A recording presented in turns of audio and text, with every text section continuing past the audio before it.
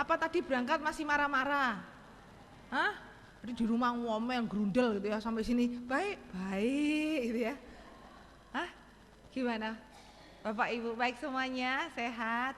Ya, saya senang sekali kalau berkumpul sama Bapak Ibu sekalian ya. Saya selalu belajar dan itu yang selalu mengingatkan saya.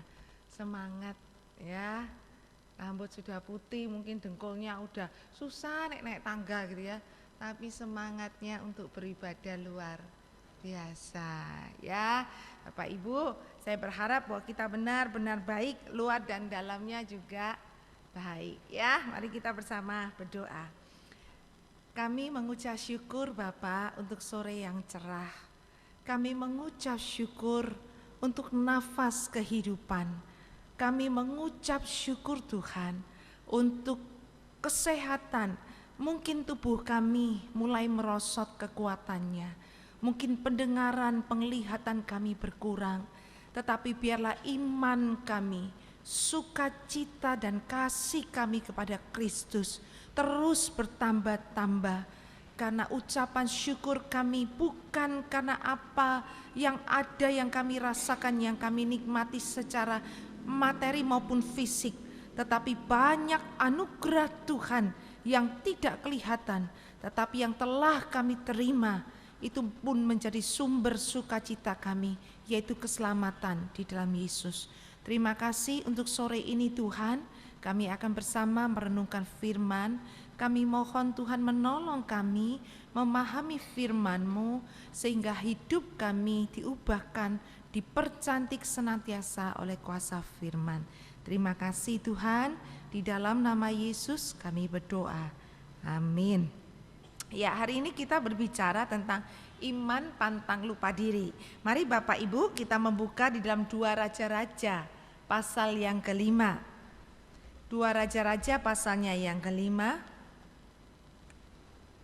Kita bacakan ayat 1 sampai ayat 3, kemudian lompat di dalam ayat 7 sampai 15. 2 Raja-Raja pasal 5.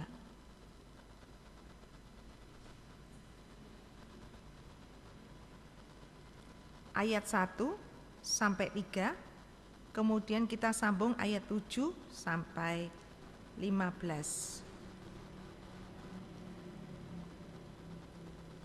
Kita bacakan pertanggapan, saya ayat 1, Bapak Ibu ayat 2, demikian sampai ayat 3, kemudian disambung ayat 7 sampai 15. 2 Raja-Raja pasal 5. Naaman panglima Raja Aram adalah seorang terpandang di hadapan tuannya dan sangat disayangi. Sebab oleh dia Tuhan telah memberikan kemenangan kepada orang Aram. Tetapi orang itu seorang pahlawan tentara sakit kusta.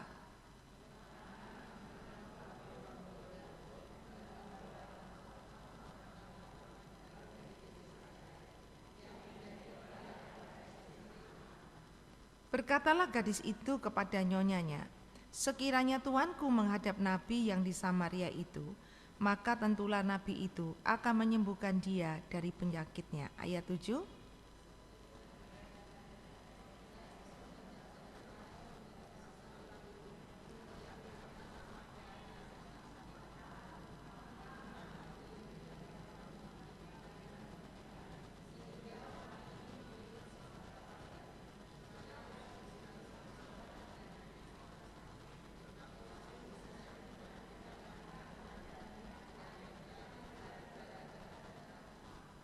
Segera sesudah didengar Elisa, abdi Allah itu, bahwa Raja Israel mengoyakkan pakaiannya, dikirimnyalah pesan kepada Raja, bunyinya, mengapa engkau mengoyakkan pakaianmu?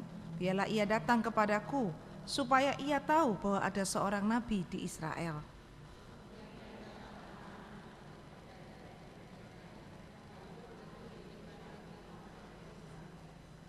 Elisa menyuruh seorang suruhan kepadanya mengatakan, pergilah mandi 7 kali dalam sungai Yordan, maka tubuhmu akan pulih kembali sehingga engkau menjadi tahir.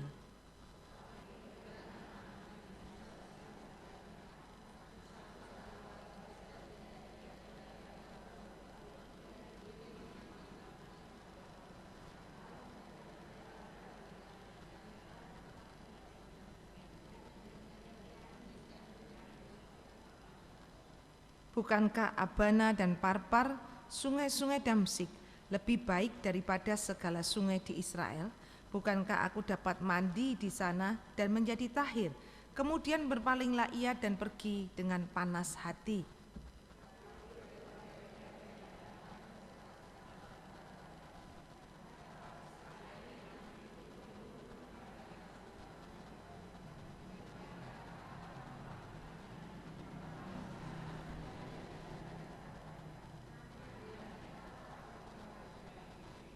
Maka turunlah ia membenamkan dirinya 7 kali dalam sungai Yordan, sesuai dengan perkataan abdi Allah itu. Lalu pulihlah tubuhnya kembali seperti tubuh seorang anak, dan ia menjadi tahir.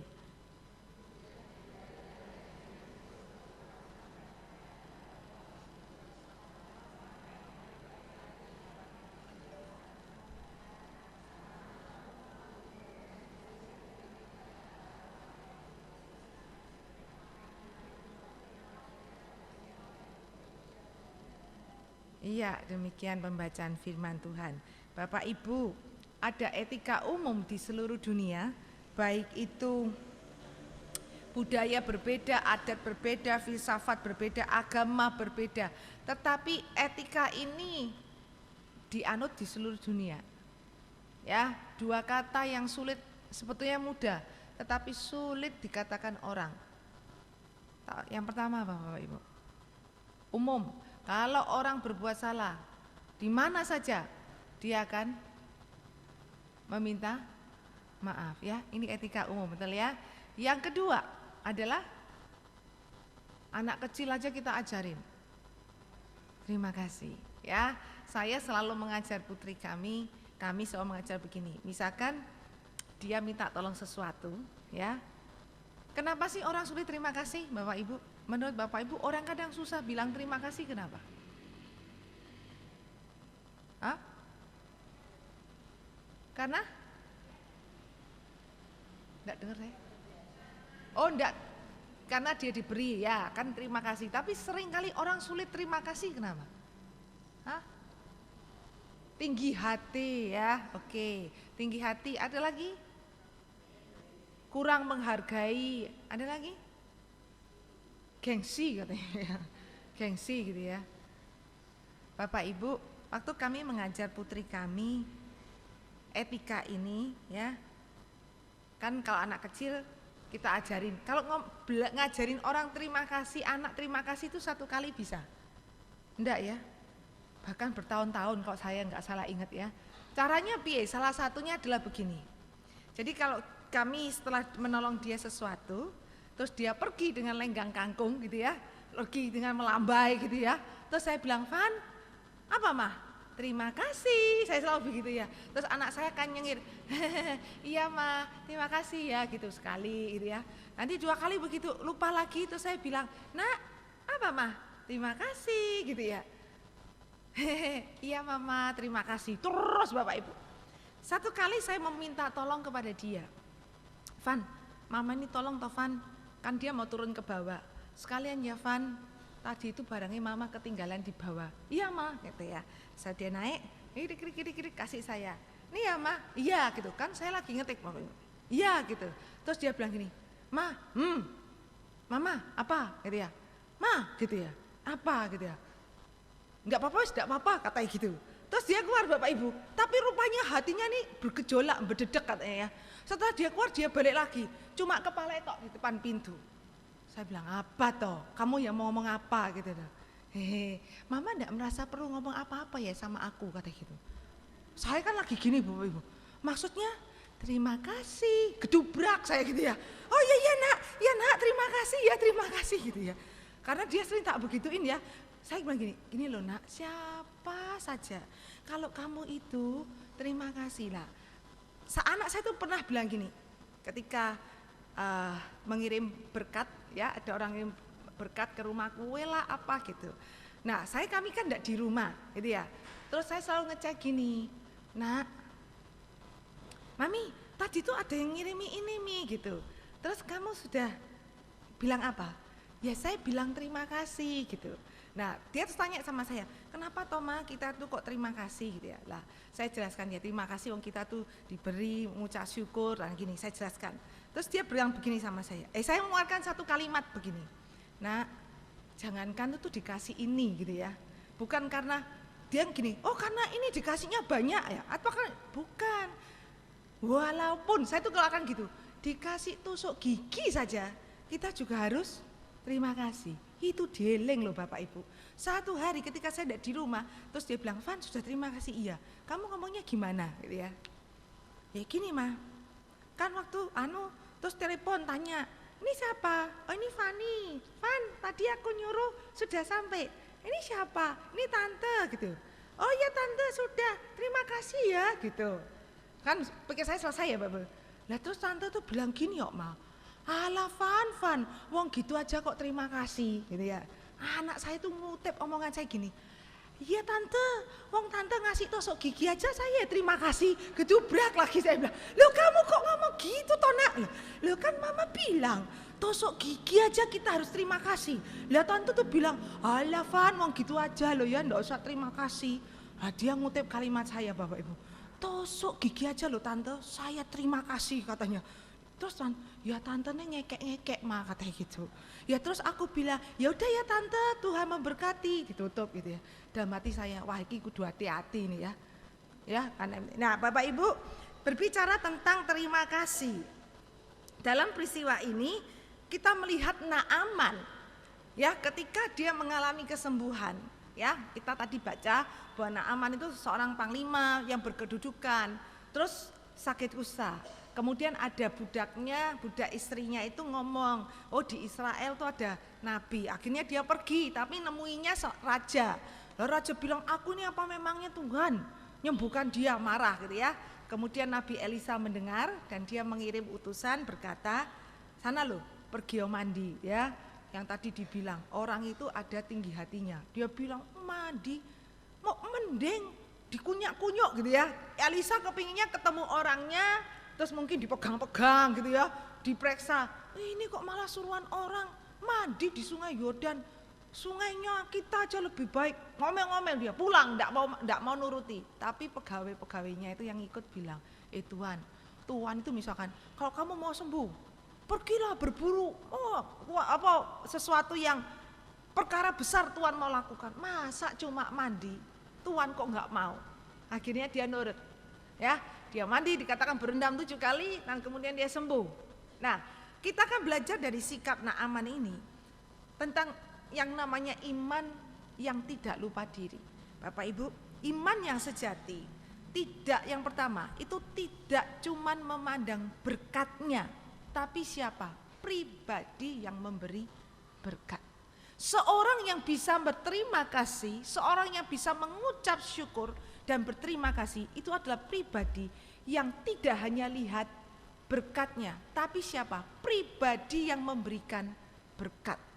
Bapak Ibu perhatikan, ketika Naaman datang menemui Elisa di dalam ayat 15, dia berkata, sekarang aku tahu bahwa di seluruh bumi tidak ada Allah kecuali di Israel. Karena itu terimalah suatu pemberian dari hambamu ini. Bapak Ibu dikasihi Tuhan, dalam hal ini selain Naaman mengucapkan terima kasih, dia juga menyatakan sikap imannya kepada Allah Israel. Dia berkata, sekarang aku tahu di seluruh bumi ini tidak ada Allah kecuali di Israel. Naaman ketika dia disembuhkan, dia tidak cuma bilang, oh Tuhan terima kasih ya aku sudah sembuh titik. Tetapi dia melihat kepada pribadi yang sudah menyembuhkan dia. Karena itu ketika Naaman disembuhkan secara fisik, dia akhirnya mengalami keselamatan secara rohani, dan itu merubah hidupnya sejak dia disembuhkan.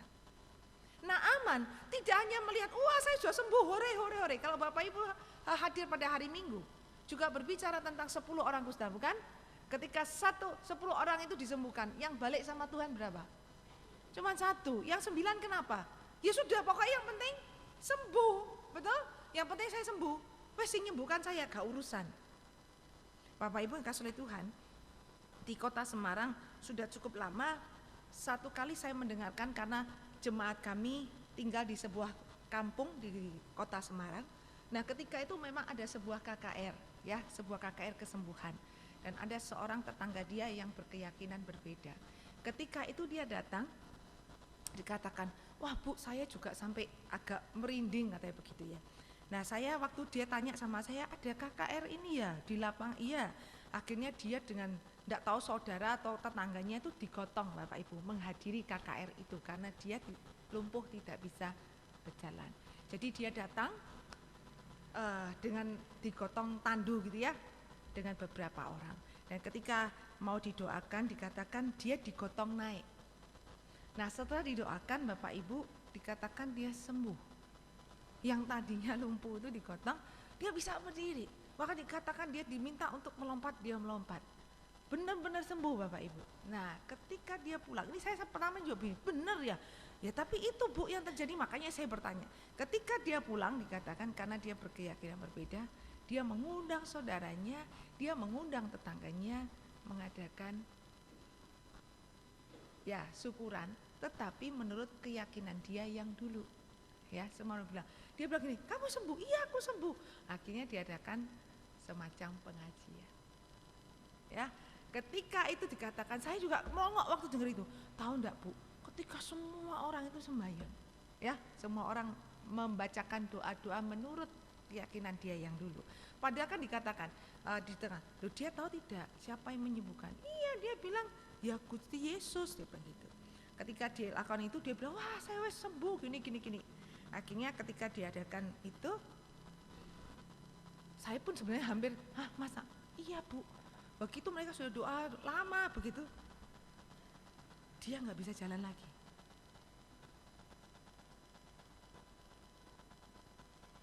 Lumpuh kembali. Saya juga kaget gitu ya. Ya bener Pak. Iya Bu. Begitu tuh sudah mulai ini, dia tuh bilang, loh kok saya tuh gak kroso katanya. Loh kok aku gak iso melaku lagi katanya gitu. Bapak Ibu kasih oleh Tuhan, seorang yang diberkati, iman yang sejati itu tidak cuma lihat berkatnya, ya, tetapi kepada pribadi yang melakukannya. Karena itu Naaman ketika dia disembuhkan, dia balik, dia cari Elisa, bukan cari Elisanya pribadi manusianya, tetapi perhatikan kalimatnya. Sekarang aku tahu. Berarti dua hal yang diterima oleh Elisa, diterima oleh Naaman. Satu, kesembuhan secara fisik. Kedua, keselamatan. Nah ini yang sebetulnya yang paling penting. Ketika 10 orang kusta, satu saja yang kembali, hanya satu orang yang melihat pribadi yang bisa melakukan ini sumbernya. Nah Bapak Ibu kasih Tuhan, iman yang sejati tidak memandang berkatnya, tetapi pribadi yang memberi berkat. Yang kedua, iman yang sejati tidak lupa diri bahwa kita telah menerima anugerah terbesar, yaitu keselamatan di dalam Kristus. Bapak Ibu, seandainya hari ini bacaan kita hari ini berbicara Naaman sembuh, betul? Ketika dia sakit dia sembuh. Seandainya kita berdoa dan tidak sembuh, bisa bersyukur? Susah loh ya, betul? Karena orang akan bilang begini, wah Tuhan, saya itu sudah begini, saya sudah begitu, kok saya tidak sembuh? Betul? Kita berkata, aku udah berbuat banyak buat Tuhan. Bapak Ibu dikasih oleh Tuhan. Saya katakan di awal tadi, Naaman menerima 2 berkat. Yang pertama kesembuhan, betul? Yang kedua adalah keselamatan. Yang paling penting adalah keselamatan. Ini membuat dia bisa melihat pribadi Allah yang sebenarnya. Nah, Bapak Ibu kasih oleh Tuhan, seringkali orang ketika berdoa dan tidak mendapat apa yang didoakannya itu, kita kehilangan ucapan syukur, kita kehilangan terima kasih. Bisakah ketika kita, bahkan mungkin tidak seperti yang dialami oleh Naaman, kita tetap melimpah dengan ucapan syukur? Kenapa? Karena anugerah Tuhan yang paling besar itu sudah kita terima, yaitu apa? Keselamatan. Ini anugerah Tuhan yang luar biasa loh Bapak Ibu. Ini anugerah Tuhan yang besar yang kita secara pribadi, saya katakan, saya pernah katakan, saya nginjili papa saya bertahun-tahun, belasan tahun, puluhan tahun, tidak mau percaya kepada Yesus. Sampai satu pagi dia bangun dan berkata, saya terima Yesus, saya percaya Yesus juru selamat. Saya berkata, ini anugerah yang terbesar.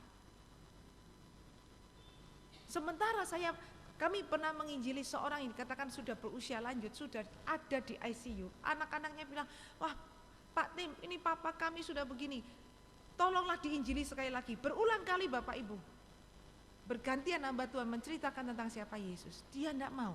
Begitu berada di ICU kita datang, kita pikir ini sudah kesempatan terakhir, betul ya? Selang udah banyak, dia masih sadar. Om ingat saya? Iya. Om ini Pak Tim? Iya, gitu ya. Dia mantuk-mantuk. Akhirnya dalam keadaan seperti itu, Pak Tim sekali lagi menceritakan tentang Tuhan Yesus. Terima Yesus ya Om, dia Tuhan. Mungkin tubuh kita tidak bisa, maksudnya sudah faktor usia tua ya, tapi dia sanggup selamatkan kita, memberikan hidup kekal. Om mau terima enggak? Dan dia menghembuskan nafas. Saya dalam hati gelo. Betul?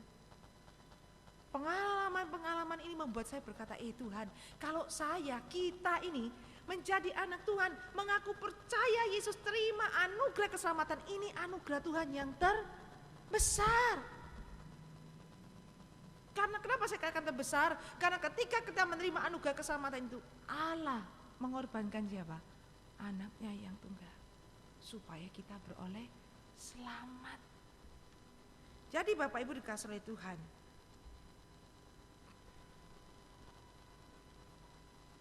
satu kemarin ketika Lebaran Idul Fitri tahun ini, saya berkata bahwa kita seringkali tidak bisa mengucap syukur karena kita berpikir kalau sakit sembuh tuh loh saya bersyukur. Kalau saya berdoa dapat jawab Tuhan ini saya bersyukur.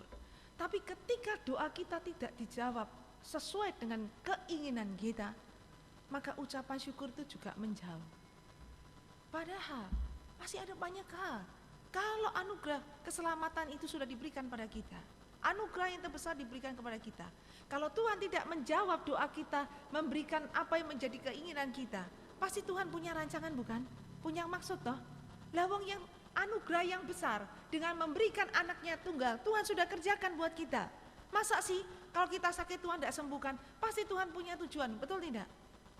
Tapi seringkali ketika kita tidak mendapatkan apa yang kita inginkan, sulit bagi kita mengucap syukur. Bapak Ibu, Lebaran kemarin ketika sangat beruntun setelah adik dari papa mertua saya dipanggil Tuhan secara mendadak di Bangka.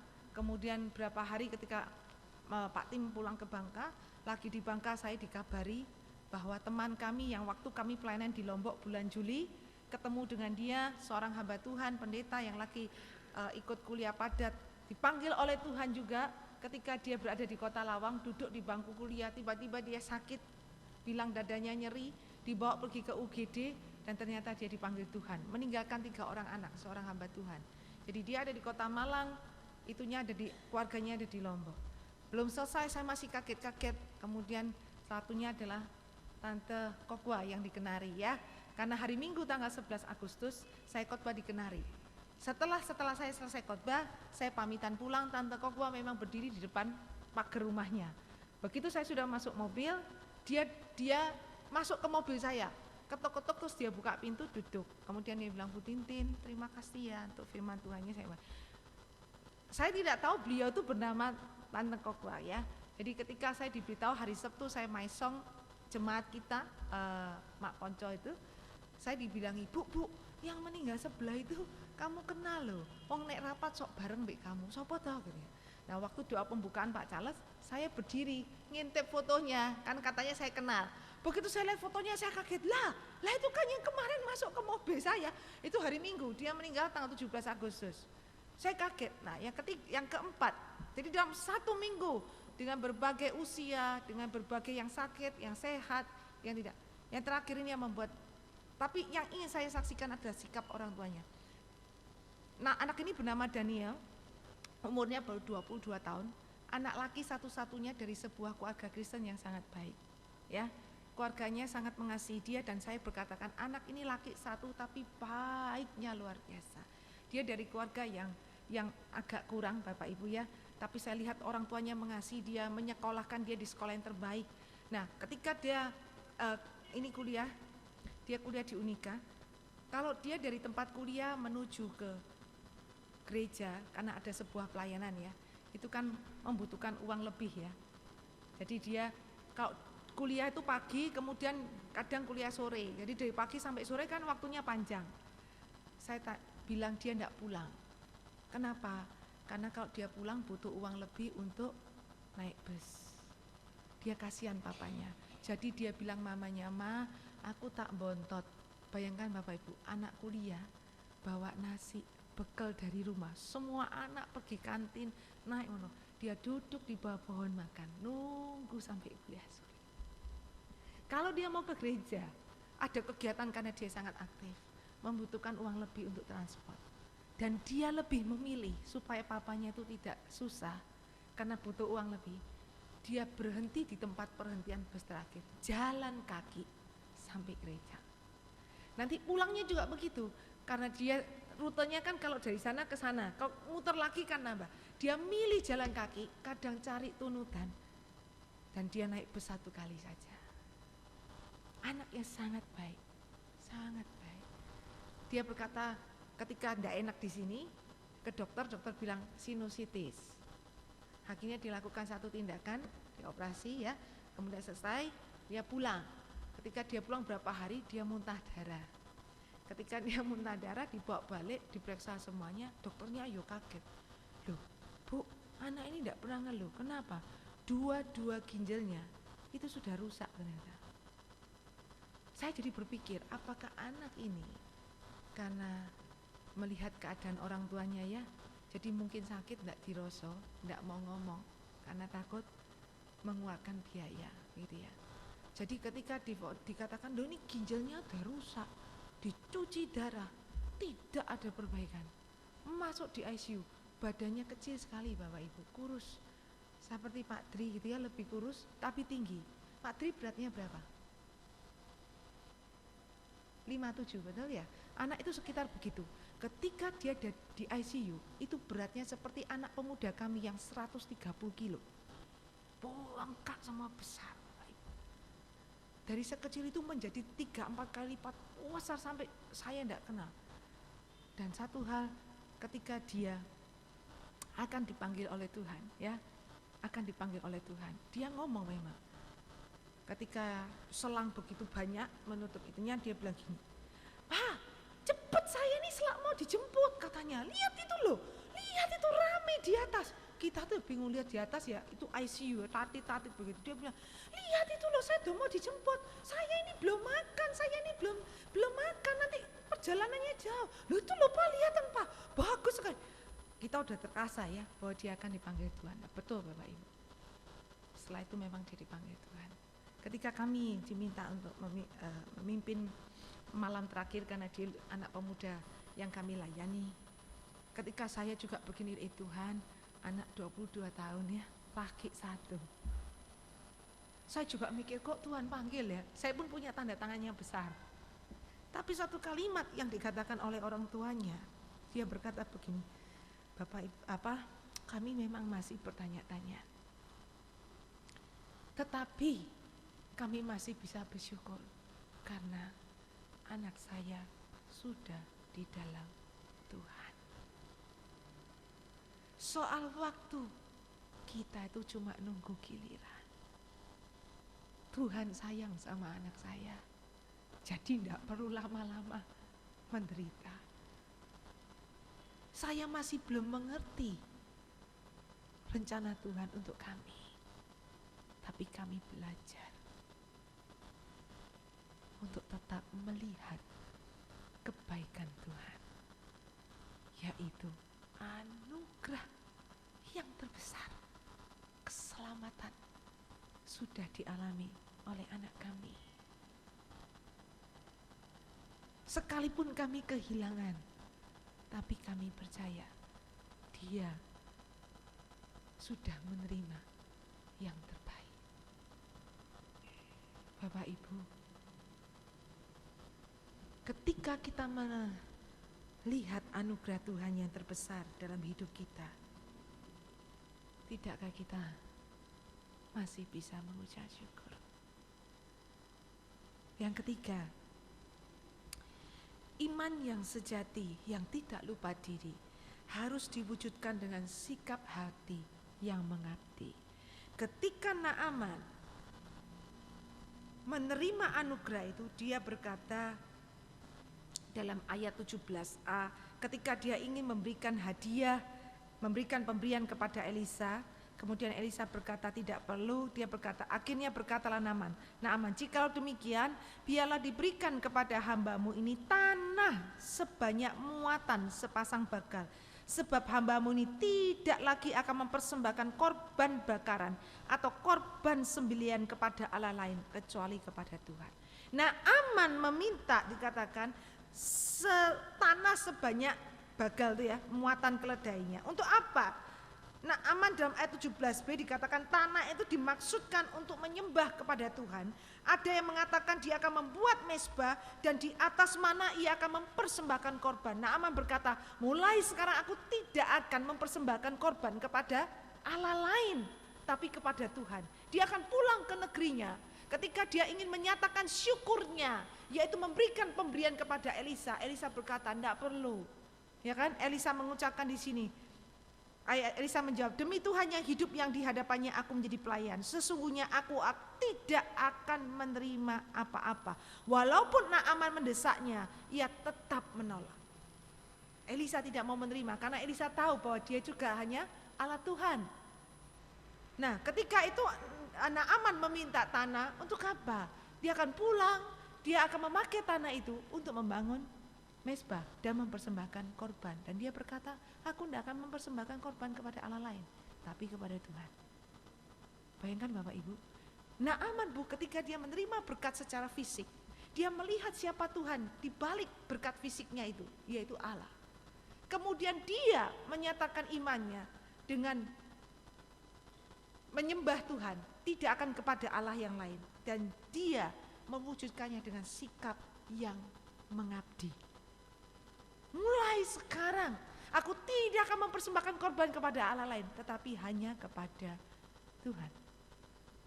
Bapak Ibu dikasihi oleh Tuhan, inilah iman yang tidak lupa diri, yang tidak cuma melihat berkatnya, mengucap syukur karena berkat yang ada di hadapannya. Kalau ucapan syukur kita hanya berdasarkan berkat yang kita terima di depan mata, maka saya percaya kalau iman kita hanya seperti itu, maka ketika doa-doa kita, Tuhan berkatakan tidak atau nanti tunggu, kita sudah akan ngomel dan gerundel. Karena kita cuma melihat kepada berkatnya secara materi. Tetapi iman yang tidak pernah lupa diri, dia tidak melihatnya secara materi, tetapi kepada Allah yang memberkatkannya itu kepada dia. Yang kedua, bahwa iman yang sejati itu dikatakan bahwa kita telah menerima anugerah yang terbesar, yaitu keselamatan di dalam Yesus. Sehingga apapun yang terjadi, mungkin tubuh kita melemah, mungkin kita tidak mendapatkan apa yang kita doakan, tetapi hati kita tetap bisa bersyukur. Dan yang ketiga, bahwa iman yang sejati yang tidak lupa diri itu diwujud nyatakan dengan sikap hati yang mengabdi. Orang yang terima berkat Tuhan yang besar, anugerah keselamatan, seumur hidup saya mengabdi kepada Tuhan, itu sudah bisa membalas kebaikan Tuhan, Bapak Ibu. Seumur hidup kita mengabdi kepada Tuhan, itu sudah membalas semua kebaikan Tuhan. Bahkan ketika kita memberikan nyawa kita untuk Tuhan, kita sudah membayar lunas apa yang Kristus buat kita. Tetapi seorang pribadi yang menerima anugerah yang besar, dia akan menyerahkan hidupnya, seumur hidupnya untuk melayani Tuhan, sampai kita berjumpa muka dengan Tuhan. Jadi pelayanan kita, pengabdian kita, apapun yang kita lakukan, itu bukan karena ya memang aku senengnya gini kok, aku maunya enggak, tetapi lahir karena anugerah Allah yang besar. Saya sudah terima ini anugerah keselamatan, sehingga seluruh hidup saya, seumur hidup saya mau abdikan kepada Tuhan. Bukankah harus sedemikian Bapak Ibu yang kasih Tuhan? Iman yang tidak lupa diri. Bapak Ibu, kalau hari ini saya bisa menjadi seorang hamba Tuhan, dan bahkan saya dipercayakan mendampingi seorang suami yang juga adalah seorang hamba Tuhan, saya pernah menerima anugerah Allah yang besar. Saya mendapat panggilan menjadi seorang hamba Tuhan. Saya pernah lari dari panggilan Tuhan Bapak Ibu. Saya pernah berkata saya tidak mau jadi hamba Tuhan, padahal saya tahu bahwa Tuhan sudah panggil saya. 2 kali Bapak Ibu Tuhan tanda petik menegur saya, hampir mati. 1 kali ketika saya pergi dengan teman-teman ke Gunung Semeru. Bapak Ibu percaya atau tidak, ketika saya berkata begini, saya nggak mau jadi hamba Tuhan, saya nggak mau, saya meninggalkan Tuhan. Betul, Sabtu Minggu saya lagi tidak pelayanan, tidak ke gereja. Saya lebih memilih pergi dengan teman-teman saya, hiking, camping gitu ya, naik gunung. Saya pergi ke Gunung Semeru Bapak Ibu. Teman saya yang pergi ke Gunung Semeru yang dampingi saya itu adalah orang-orang yang sudah biasa pergi ke gunung, Ranupane, Ranukumbolo, naik sampai ke Gunung Semeru. Tapi hari itu dia bisa berkata begini, ketika dari satu tempat dari Ranupane ke Ranukumbolo itu, kalau kita jalan, saya sudah sampai di tempat perhentian kedua itu jam 3 sore. Dia bilang begini, kalau kita jalan tidak sampai 2 jam itu sudah sampai ke atas perhentian berikutnya. Jalan apa wis mandek kata gitu ya. Pikirnya kan cuma tidak sampai 2 jam jalan kaki ya, daripada masih sore kan, masih jam 3. Ya wis berarti jam 5 sampai ya. Ya gitu ya. Bapak Ibu, dari jam 3 sampai jam 5, sampai jam 6, sampai jam 7, sampai jam 8. Gak nyampe loh Bapak Ibu. Teman saya itu sampai gini, iki sopo ta? Betul kalimat itu, iki sopo ta sing dosa katanya gitu. Aku kok mubeng aja. Saya tuh dalam hati, jantung saya sudah dakduk-dakduk. Kenapa? Saya ingat ceritanya siapa? Yunus. Benar ya? Ketika dia lari dari Tuhan ya, saat itu teman saya itu ngomel Bapak Ibu. Dia bilang, itu musim enggak musim itu? Bisa hujan es batu loh. Wah kita tuh sudah bawa ransel gede sampai wow gitu ya. Saya tuh bilang, aduh lapar. Sampai jam 10 malam Bapak Ibu. Hujan lebat, es batu klotak-klotak gitu ya. Kita udah puasa kuyup. Saya bilang, wes aku gak kuat. Saya bilang, sampai gini Bapak Ibu, wow gitu ya. Mau masak, bawa parafin tuh ya, dinyalakan. Hujan, mati gak nyala-nyala, mau masak Indomie. Mau makan Indomie meta tuh tangan sampai gini-gini. Akhirnya teman saya itu bilang, saya punya coklat Silver Queen, dikasihkan saya. Semua dibagi Silver Queen. Silver Queen itu Bapak Ibu dari berangkat hujan deras kelaparan itu sampai jam 10-11 malam itu masih wotoh di dalam mulut. Keras karena beku ya, mulut ya wis gak iso. Jadi kayak ngemut sesuatu yang tidak berguna. Akhirnya saya bilang, wis aku sudah begitu Bapak Ibu. Teman saya ada satu yang badannya gede ya, perempuan, namanya Kumala. Tuh gelundung loh Bapak Ibu, nyemplung jurang. Ya gitu sing ditarik saya nahan dia ikut jatuh. Waduh, saya tuh sudah pikir udahlah saya mati. Gelundung itu terus nyantol di pohon. Waduh, kerja bakti. Semua diikat tali karena takut hilang ya. Itu jalan di pinggir jurang, nulungi turun Bapak Ibu naik. Terus saya bilang gini, saya udah kroso loh, iki kayak saya deh, saya ini lagi dikejar sama Tuhan. Saya tuh udah kroso begitu Pak. Wah akhirnya sudah sampai di atas. Saya bilang gini, wes gak usah jalan lagi, semua bilang, wes gak usah jalan wes. Lah terus piye, mau buka tenda ndak bisa jalan itu cuma segini Bapak Ibu, karena kan pinggir jurang. Mbak Isa buka tenda, padahal dia bilang, iki jalan ini wes bener loh, kayaknya kita tuh muter-muter ndak sampai. Akhirnya Bapak Ibu, anak berapa 20 tuh ya, jongkok sampai matahari terbit. Begitu jongkok tuh sampai gini, iki jongkok jatuh ke depan, bener ya, jongkok ke sampai gini. Hujan sebisanya tidur, sudah tidak tahan. Teman saya ini penasaran, ini sudah jam begitu matahari mulai terbit. Aku golek nggone, ora ngandel aku, mosok 2 jam enggak, harusnya sudah sampai, ini sampai jam-jaman katanya. Bapak Ibu percaya atau enggak, tapi itu saya juga melongo. Tempat yang kami cari itu di belakang kita persis. Begitu matahari terbit kita sudah bisa lihat dengan mata. Begitu balik badan, itu hamparan luas. yang namanya Danau Rano Gumbel. Terus teman saya bilang gini, wes aku rak wani wes, mulai kata gitu. Gak jadi melanjutkan sampai Semeru, kita pulang. Dalam hati saya udah kroso, wes Tuhan, ini kayak aku. Tapi cek ndablek Bapak Ibu. Saya masih bilang gini, tapi gak lah ya Tuhan, itu karena alam. Kita tidak bisa ngomong karena alam, saya bilang. Saya masih tidak mau lagi menyerahkan diri jadi hamba Tuhan. Saya masih pergi lagi, saya ndablek. Bapak Ibu kalau mau tahu, Bu Pendeta satu ini memang ndablek. Saya pergi camping Bapak Ibu, pergi ke pantai selatan di Malang itu ya. Sederhana kayaknya main air gitu, pure gitu ya. Main air gandengan gitu ya. Waktu itu saya belum bisa berenang. Ketika itu satu ombak, saya tuh udah kroso dalam hati, lari. Kayaknya nggak enak sama ombak ini, kayak tinggi banget bener Bapak. Sekali ombak, pres. Saya itu pikir gini ya, begitu ombak mundur, berdiri lagi, mundur. Sekali saya injek mundur, bawah ini tidak ada pasir. Sekali saya mengok ke pantai Bapak Ibu, itu seperti dari sini sampai di situ loh. Pasar Bitingan. Wah, saya kaget, saya pancik enggak ada pasir. Saya bilang, ya Tuhan, mati nih saya. Baru ingat gak iso renang Bapak Ibu. Lah sudah gitu saya masih ingat teman saya namanya Eli, anak Jakarta. Nangis, aku enggak mau mati. Nangis gitu. Tahu Bapak Ibu apa yang dilakukan? Kepala saya dibuat pancian. Jadi dia begitu, aku enggak mau mati. Dia injek saya ke bawah, dia naik ke atas. Saya bilang dalam hati itu saya mau ngomong, aku yo gak mau mati. Dia tekan saya ke bawah, dia naik ke atas. Jadi saya itu dibuat panciannya dia. Dia pancek saya, dia keluar, saya ke bawah. Saya naik lagi, dia pancek saya juga.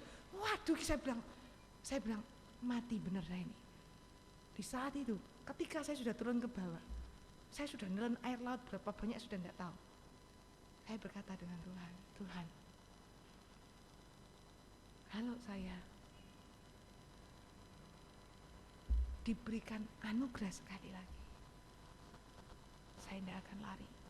Seumur hidup saya akan mengabdi. Bapak Ibu, ini anugerah terbesar kedua. Yang pertama saya terima keselamatan. Yang kedua adalah ini. Saya punya sahabat, sekarang dia punya bandar Jakarta di Ancol. Ingat saya, dia sudah sampai di pantai. Dia bukan perenang hebat. Dia bilang, Tintin di gitu ya. Dia bilang, Tintin kok gak ono, semua tuh sudah sampai sama batuk-batuk ya. Wah gitu ya. Bayangkan Bapak Ibu ngelawan arus.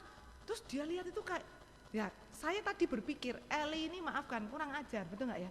Injek kepala saya dia keluar, injek kepala saya dia keluar. Tapi itu menjadi tanda buat teman saya. Karena saya sudah di bawah. Teman saya tuh lihat si Eli tinggal tangannya. Balik loh Bapak Ibu. Teman saya tuh balik ngelawan atau padahal dia juga lebih kecil dari saya badannya. Dia tarik, dia kira itu tangan saya, taunya tangan Eli. Karena saya sudah di bawah, kakinya Eli tak pegang. Jadi ketika Eli ditarik keluar, saya juga keluar. Dia bilang gini, aduh Tintin iki cek abote, kata gitu ya. Sekali dia keluar, loh kok Eli, kata gitu. Terus dia gini, waduh Tintin di Indi. Lah tapi kan enggak mungkin gini, oh gue duduk Tintin, terus dicolke dia cari Tintin, kan enggak. Ya karena yang dia pegang tuh Eli, jadi dia berpikir, dia nyelamatkan Eli. Padahal saya itu megang kakinya Eli. Jadi waktu Eli ditarik, Elinya kan gini toh, aku tidak mau mati. Teman saya ini marah Bapak Ibu. Ketika dia sudah ketemu Eli, dengar saya katanya, berenang. Sebisa mungkin kalau kamu mau tidak mati, berenang. Teman saya itu marahin dia sambil gelagap-gelagap gitu Bapak Ibu. Kepalanya ditarik ke belakang begini, lah saya gandul di kakinya Eli. 3 orang berjuang ini saya tidak tahu berapa jam. Tapi seluruh badan tulang saya itu kayak coplok begitu sampai. Begitu teman saya Vivi itu tahu saya berusaha berenang, kami berusaha berenang. Akhirnya teman-teman sudah mulai kelihatan nolong. Sampai di pantai Bapak Ibu. Saya tuh jengkeng di laut, pinggir pantai saya berkata, Tuhan, seumur hidup saya tidak akan lari dari panggilan Tuhan. Bapak Ibu, ketika saya lelah, ketika saya putus asa, ketika banyak hal melelahkan di dalam pelayanan, saya cuma berkata, Tuhan, tahun 1990 saya pernah berkata dengan Tuhan, seumur hidup saya akan mengabdi karena saya tidak bisa membalas kebaikan Tuhan. Saya bangun lagi dan melayani. Karena saya tahu 2 anugerah Tuhan yang besar sudah saya terima. Bapak Ibu, iman pantang lupa diri. Jangan melihat berkatnya, tetapi pribadi yang memberikannya. Yang kedua, anugerah yang besar sudah kita terima. Masakan kita tidak akan mengucap syukur sekalipun kita tidak menerima apa yang kita minta.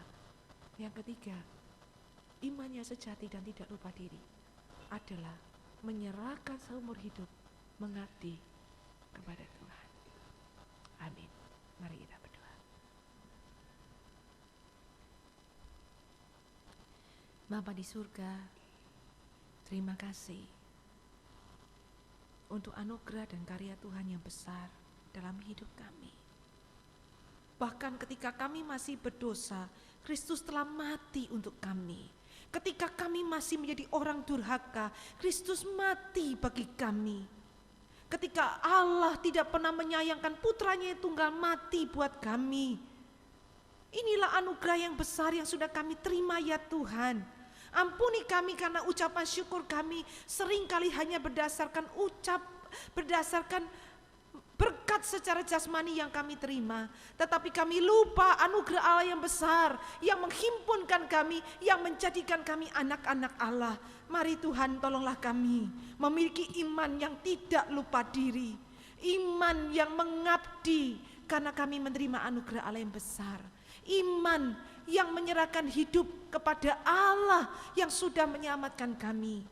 Tuhan ampunilah kami jika seringkali kami menggerutu, mengomel karena kami tidak menerima apa yang kami minta dan doakan. Kami lupa akan kebaikan Tuhan yang besar bagi kami hanya karena perkara-perkara jasmania. Ampunilah kami.